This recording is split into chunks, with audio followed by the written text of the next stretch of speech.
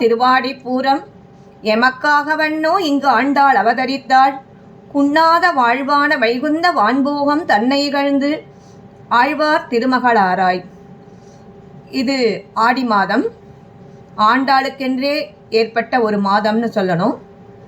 இந்த மாதத்தில் கீதாச்சாரியின் ஆடி மாத இதழில் அடியேன் ஒரு கட்டுரை எழுதியுள்ளேன்.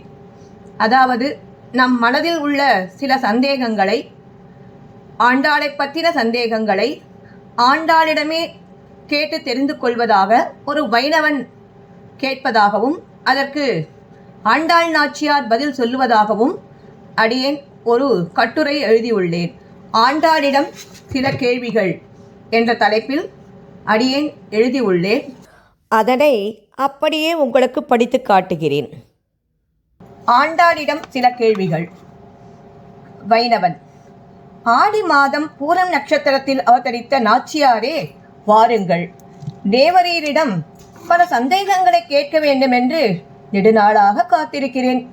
இவற்றுக்கெல்லாம் தேவரீர்தான் பதில் சொல்ல வேண்டும். ஆண்டாள்: சித்திரை மாதத்தில் எம்பெருமானாரையும் வைகாசி மாதத்தில் நம்மாழ்வாரையும் ஏதேதோ கேள்விகள் கேட்டு துளைத்தது போதாதா சுவாமி? இந்த மாதம் நான் அகப்பட்டு கொண்டேனா? நன்னாக இருக்கிறது உம்முடைய விளையாட்டு. அடுத்தபடி யார் உம்மிடம் அகப்பட்டு கொள்ளப் போகிறாரோ தெரியவில்லை. இப்பொழுது என்னை என்ன கேள்வி கேட்கப் போகிறீரோ தெரியவில்லையே. என்னம்மா செய்வது? எல்லோரும் அடியேனிடம் கேட்ட கேள்வியைத்தான் கேட்கிறேன். அவர்கள் இருவரையும் கேள்வி கேட்ட மாதிரி கேள்விகளாலே உம்மை துளைக்க மாட்டேன். அப்பா, பிழைத்தேன். கேள்வியை ஆரம்பிக்கலாம். என்னால் முடிந்தவரை பதில் சொல்ல பார்க்கிறேன். வைணவன்: உயர்ந்த அந்தணர் குலத்திலே பெரியாழ்வார் திருமகளாய் அவதரித்த நீரே தாழ்ந்த தேவதையிடம் மண்டியிடலாமா? மறந்தும் புறந்தொழாம் மாந்தர் என்கிறபடி மற்ற தேவதைகளின் கால்களில் விழுவது சொரூபத்திற்குத்தான் சேருமா? என்ன இப்படி செய்து விட்டீர் அம்மா? ஆண்டாள்: அடியேனா? இது என்ன புதுக்கதை சொல்கிறீர்? நான் கண்ணனைத்தான் கல்யாணம் செய்து கொள்வேன் என்பதை நாச்சியார் திருமொழியில் மானிடவர்க்கென்ன பேச்சுப்படில் வாழவில்லேன் கண்டாய் என்று மனிதர்களுக்கு என்னை கல்யாணம் செய்து கொடுப்பதாக பேச்சு எழுந்தால் கூட நான் உயிர் வாழ மாட்டேன் என்று தானே கூறியிருக்கிறேன். அப்படி இருக்கும்போது புதிதாக நீரே ஏதோ கற்பனை செய்து கொண்டு சொல்கிறீரே. எனக்கு ஒண்ணுமே புரியவில்லையே சுவாமி. வைணவன்: அதுவும் உண்மைதான். நீர் இப்போது சொன்ன பாசுரத்தை முடிக்கவில்லையே அம்மா. மானிடவர்க்கென்ன பேச்சுப்படில் வாழகில்லேன் கண்டாய் என்பதோடு நிறுத்திவிட்டீர். அதற்கு அடுத்து மன்மதனே என்று நாச்சியார் திருமொழி ஆரம்பிக்கும் போதே 10 பாசுரங்களாலே பிரிந்தவர்களை கூட்டி வைப்பதையே சுபாவமாக உடைய தாழ்ந்த தேவதையான மன்மதன் காலில் போய் விழுந்திருக்கிறீரே. இது நியாயமா? இது முறையா? இதற்கு நீர்தான் பதில் சொல்ல வேண்டும். ஆண்டாள்: ஓ, அதுவா? இதற்கு நான் சமாதானம் சொன்னால் உமக்கு புரியுமா என்றுதான் யோசிக்கிறேன். இது மிகவும் பெரிய விஷயம். இருந்தாலும் சொல்கிறேன், கேளும். இத்தனை தேவதையின் காலில் விழுந்தது பொருந்துமா என்றுதானே கேட்கிறீர்? பொருந்தும். எப்படி என்று சொல்கிறேன், கவனித்து கேளும். காமதேவா, உன்னையும் உம்பியையும் தொழுதேன் என்றும் பேசுவதொன்றுண்டிங் எம்பெருமான் என்று காமனை எம்பெருமான் என்றும் அடியேன் பேசியுள்ளது அடியேன் அடைய விரும்பிய கண்ணனாகிய எம்பெருமான் பக்கல் ஏற்பட்ட ஆசையால் தானே தவிர காமனை பரதேவதையாக நினைத்து அடியேன் தொழவில்லையே. இது எம்பெருமானை காண முடியவில்லையே என்ற கலக்கத்தினால் ஏற்படக்கூடிய ஒரு செயல்தானே சுவாமி. வைணவன்: நீர் என்னதான் சமாதானம் சொன்னாலும் உலகத்தில் உள்ளவர்கள் அதனை ஏற்றுக்கொள்ளவே மாட்டார்கள். ஆண்டாளே தேவதாந்திர வசனம் செய்துவிட்டாள் என்றுதானே கூறுகிறார்கள்.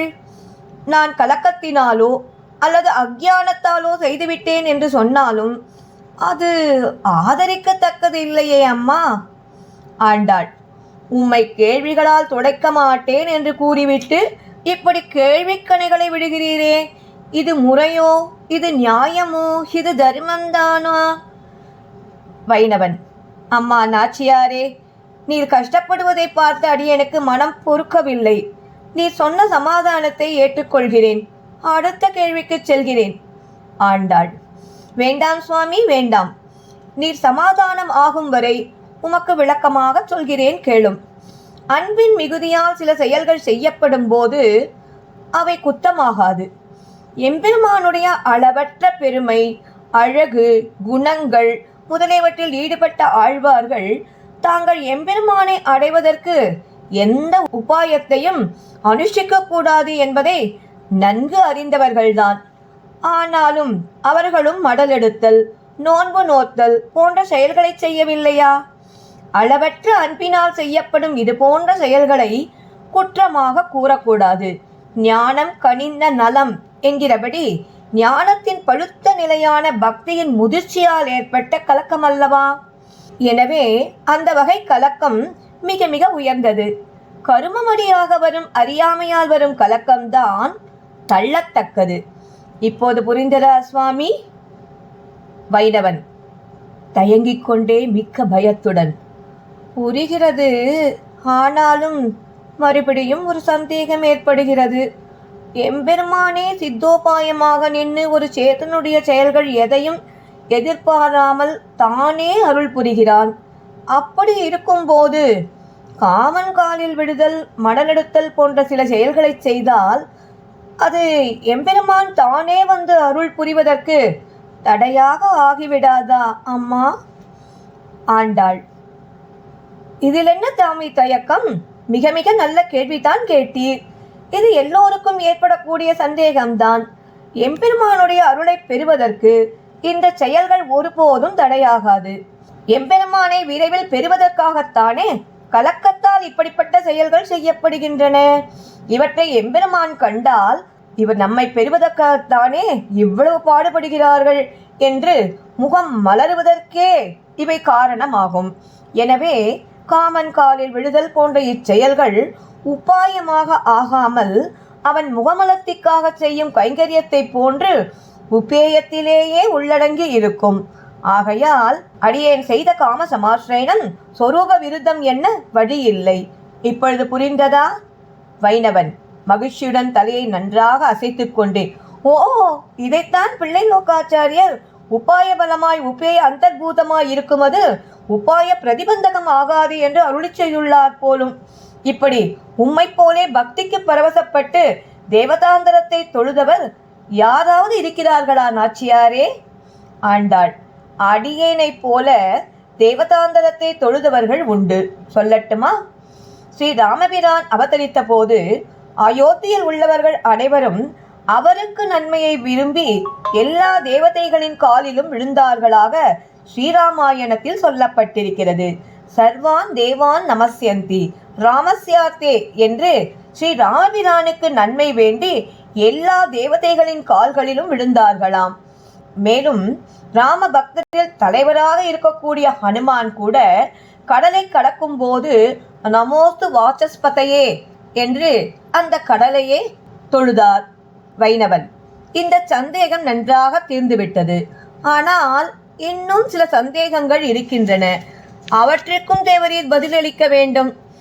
ஆழ்வார்கள் எல்லோரும் இந்த சம்சாரத்தின் கொடுமையை அறிந்து கொண்டு இருள் தருமா ஞாலத்துள் இனிப்பிறவி யான் வேண்டேன், ஆதலால் பிறவி வேண்டேன் என்றுதானே அருளை செய்துள்ளார்கள்.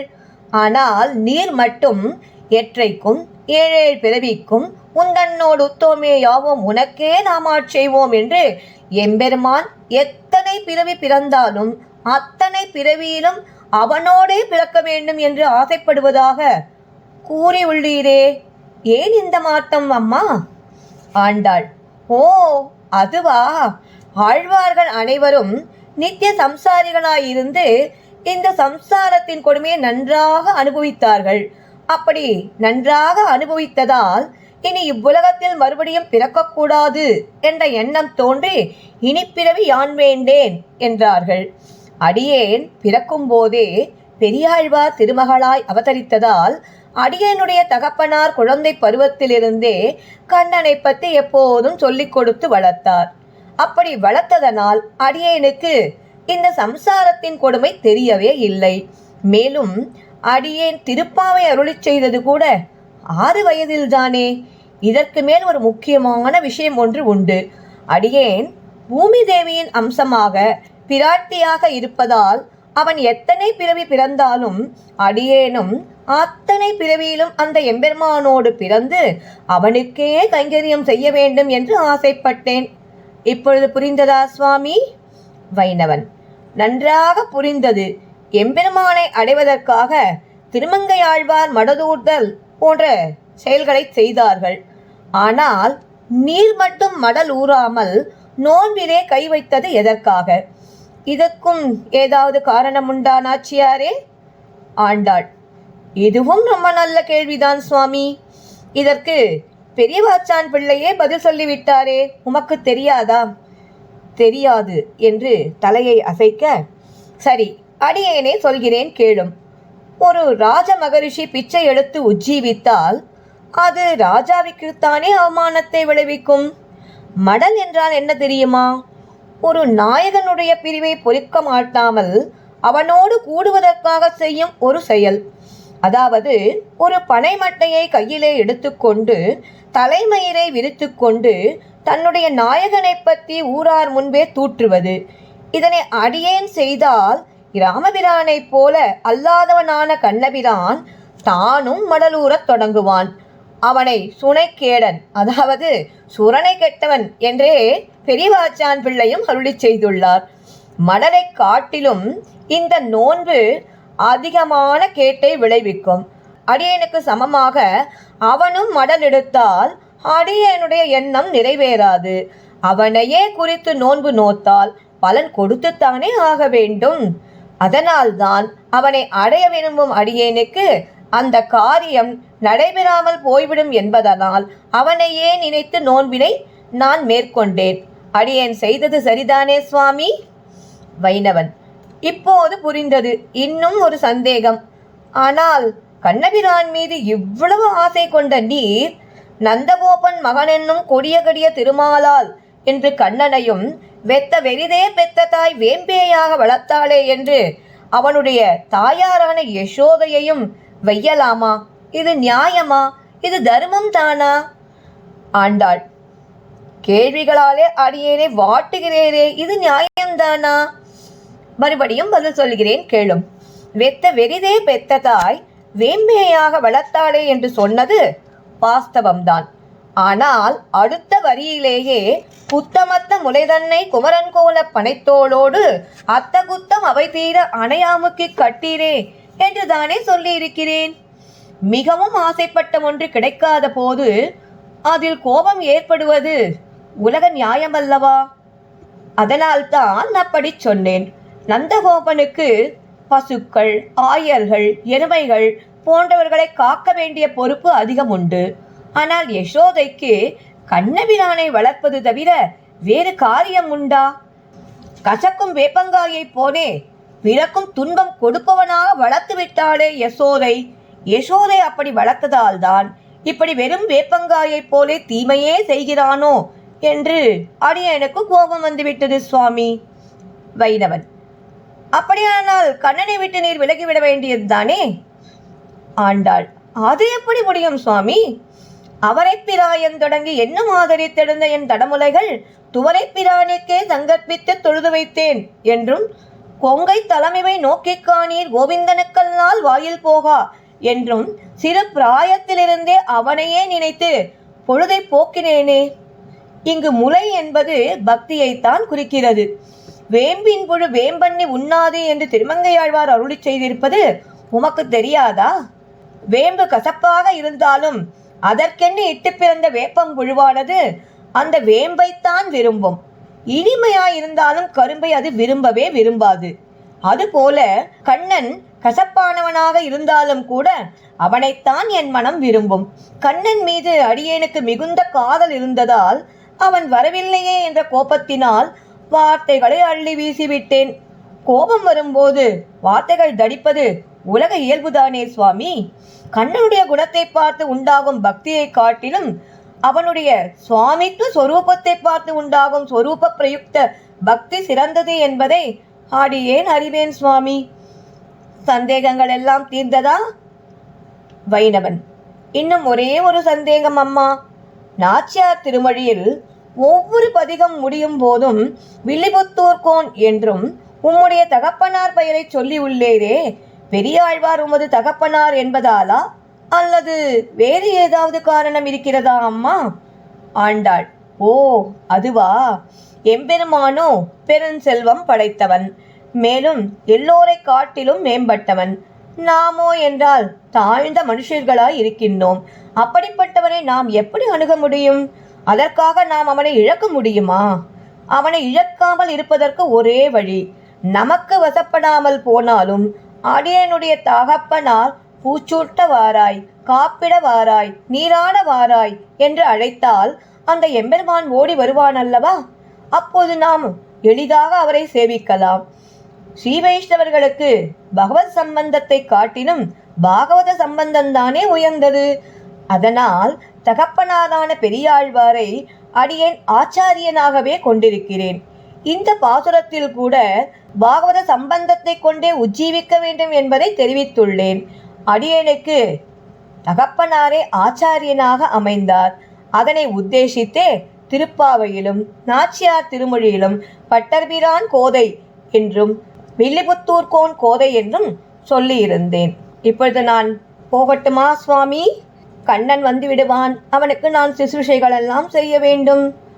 வைணவன் கண்களில் நீர் வழிய பக்தி பரவசுடன் அஞ்சு குடிக்கொரு சந்ததியாய் ஆழ்வார்கள் தஞ்சையனை விஞ்சி நிற்கும் தன்மையலாய் என்று பொய்யில்லாத வனவாள மாமுனிகள் அருளி செய்தபடி அடியேன் கேட்ட கேள்விகளுக்கு விளக்கமான பதிலை தந்து அடியேனை ஆனந்தப்படுத்தி விட்டீர்.